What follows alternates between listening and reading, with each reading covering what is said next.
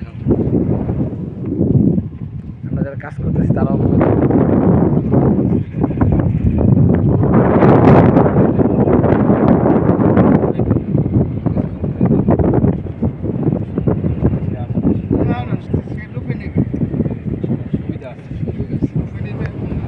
হাতছাড়া করবে, যে হাতছাড়া করবে সে বোকামি করবে।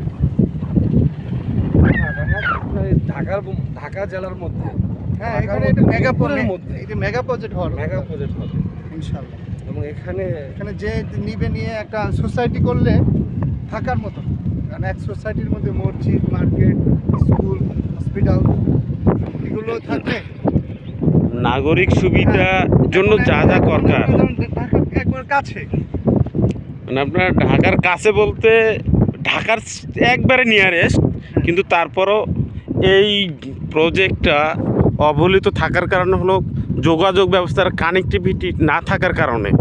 না হয়ে যাবে, যোগাযোগ ব্যবস্থা আরো উন্নত হবে দেশটা। না অলরেডি এই জমি পাবেন না, না পাওয়া যাবে না তো, আপনি এক বছর সর্বোচ্চ এক বছরের মধ্যে ফিল আপ হয়ে যাবে আমাদের এই প্রজেক্ট। ফিল আপ হয়ে যাবে, অলরেডি 50% কভার হয়ে গেছে।